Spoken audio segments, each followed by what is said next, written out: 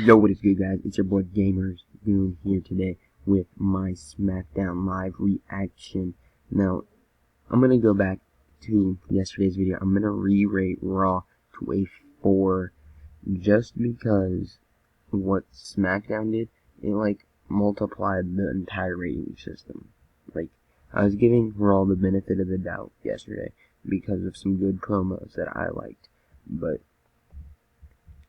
it really wasn't a phenomenal show. The way the show opened here was Kevin Owens with a highlight reel promoting himself as a double champion. He'd go on to invite Shinsuke Nakamura out, and KO would say the last time he entered the ring with a rock star that he put his career out for jeopardy. That being Y2J. Baron Corbin would come out to interrupt Nakamura when Nakamura was going to use the mic here. He would talk about his highlights over Sami Zayn getting beat up after the match. Owens would go on to say, "Wow, you beat up Sami Zayn, congratulations. I've been beating up Sami Zayn my entire career." And then Baron Corbin would go on to ridicule KO a little bit, and then he'd ask Nakamura why he was laughing. Nakamura went on to say that Y2J wasn't the last rock star KO entered the ring with because Nakamura pinned KO last week. And then he also said to Corbin, you don't deserve to talk, you lost to Sami Zayn twice. KO and Corbin would then go on to team up to beat Nakamura up, where Sami Zayn comes in for the save here. They clear the ring. Sami Zayn cuts a promo saying Corbin and him is far from over, and KO and him will never be over. And then he asked for a match, which the general manager, Shane McMahon, does allow. It was a pretty good match here. It was pretty exciting. To start off, it was the show. It was a really good match. There were some good points for each one of the competitors here. But Baron Corbin, this was a highlight here. He turned on KO. It was towards the end of the match. He turned on KO because Shinsuke Nakamura threw Kevin Owens into Baron Corbin, and Baron Corbin thought Kevin Owens ran into him on purpose. So he turned on him. That led to a Kinshasa by Shinsuke Nakamura, giving them the victory. So that was kind of interesting there. The Usos would cut a promo saying that the fans were upset that they're the champs because they beat Breezango and American Alpha, and they didn't become the champions like everybody wanted because they thought they were going to win, just like how they thought the Falcons were going to beat the Patriots. And then we get to hear, "Oh, WWE Universe, don't you dare be sour." The New Day returns. In Xavier Woods' hometown of Atlanta. The Usos would say, "Welcome to the Uso Penitentiary," where the New Day said, "We know what goes down in the penitentiary." And the New Day likes them titles you got there, and we wants them titles. It's either going to be the easy way or the hard way. Talking to the Usos, we learned that New Day has been granted a match against the Usos at Money in the Bank. And then we gotta have a look back at the Punjabi celebration. So we get to see some Jinder Mahal highlights here. Then we get to see a Fashion Files here. It starts with Fandango wandering around in the back, and then he sees that their studio has been crashed, and Breeze is in there. Breeze, and him discover Cologne was left over, which means they're gonna have a match with Clones later on tonight. The next thing that happened here was the women's match with the Welcoming Committee attacking Becky and Charlie early on before the match ever started. Becky would do a spot where she ran on the barricade and took out Carmella. Tamina would take the announcing stuff off the table, leaving it susceptible to being somebody being put through it. Charlotte would then go on to put Natalya through the table later. And also Natalya got thrown into the stairs. After the insanity, was winding down a little bit, Shane McMahon would come on out, and he determined that the three women, or not three, the three from the welcoming committee and the two faces here would compete at Money in the Bank in a Money in the Bank ladder match for the first ever women's championship Money in the Bank ladder match here. So Naomi will not defend the title at Money in the Bank from what we gathered here today. Then got us to the Fashion Police versus the Clones. They used the side-by-side commercials in this match, so it was a little more interesting here, and it kept you into the match at least. And the Clones would get squirted by the water guns, but then the pace would slow down because the Clones gained their pace.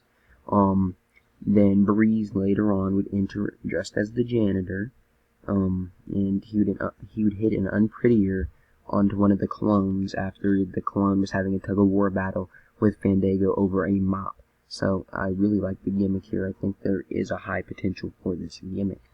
The AJ Styles interview saying that great teams play good teams to build momentum, and that's what he is going to do tonight. Because when he wins Money in the Bank and cashes in for a second belt, that's what it will all be for. DZ would interrupt him, saying that, isn't this the house that AJ Styles built? But I'm the only one in the match that's won before.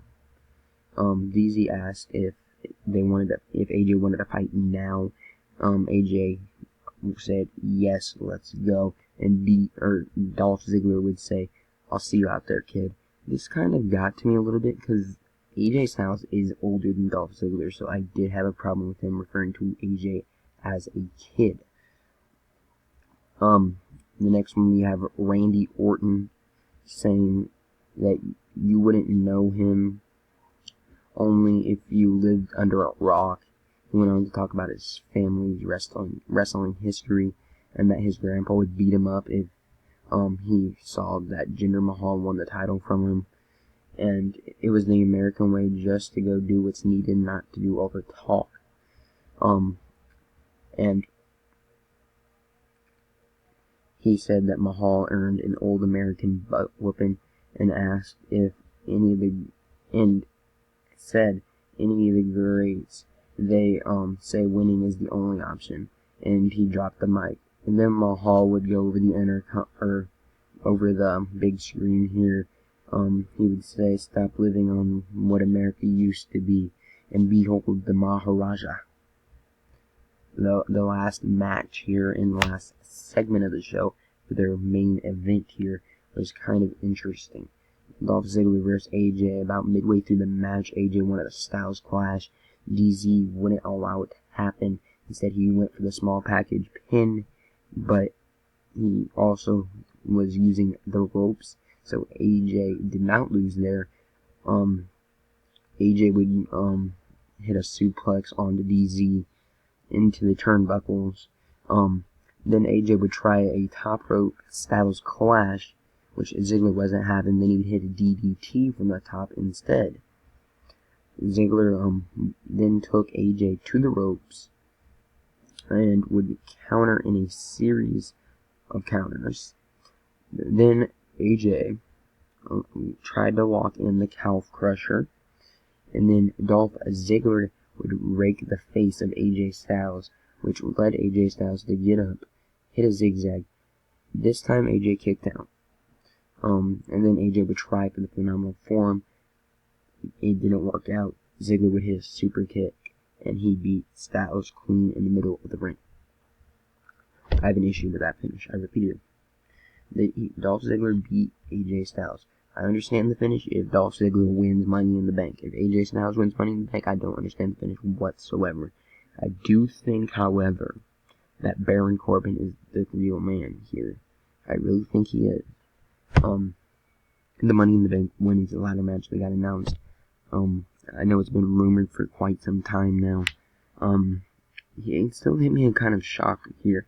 I was like, wow, they're actually going through with this. we are assuming the Fashion Police have a match at Money in the Bank, the New Day. So this show really built up for Money in the Bank, unlike what Monday Night Raw did. It didn't really make you want to go watch Money in the Bank.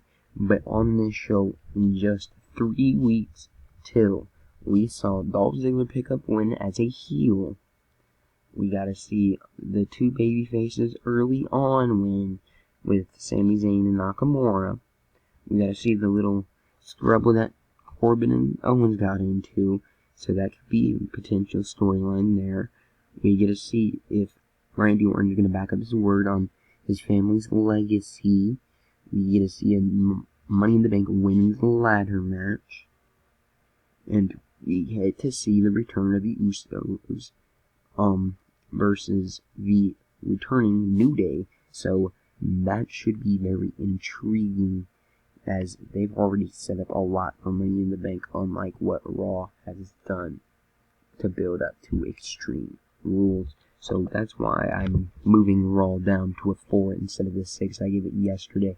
I gave it a 6 because it was still like in the process of being coped, but then I realized in the morning what stood out about it. The only thing that stood out to me was the Bailey "This Is Your Life" segment. That's the only thing I remember. That's the only thing I remember about Monday Night Raw. It really is. So, for now, I'm giving Smackdown a 9 out of 10 rating. 9 out of 10. And I really liked it. I really enjoyed it. There wasn't a boring moment. There wasn't a boring segment. They built up a lot. And what made me really hyped here is, at the beginning, they started with a 30-minute match. Not this bull crap. Let's have the generic Sami Zayn comes out, Kevin Owens comes out, Baron Corbin comes out, AJ Styles. We didn't get to see all 6 of them. This storyline made sense here. I would have much rather seen Kevin Owens Nakamura match and a Sami Zayn, or it could even been Sami Zayn, Kevin Owens and Nakamura and Corbin, or something like that. Make it a double split up there. That would have been interesting, but and I don't mind the way they went with that at all. I really enjoyed this episode. One thing I want to note is Rusev hasn't been on TV as of late. I do expect his return coming soon, hopefully. Possibly Lana getting added to Money in the Bank ladder match. And also I really think that the Money in the Bank ladder match benefits Tamina. I really do. I do think, however, that Natalya is going to win. Thank you guys for watching. It's been your boy Gamers Game. I hope you enjoyed this Smackdown live review for the May 30th episode of Smackdown Live here in 2017.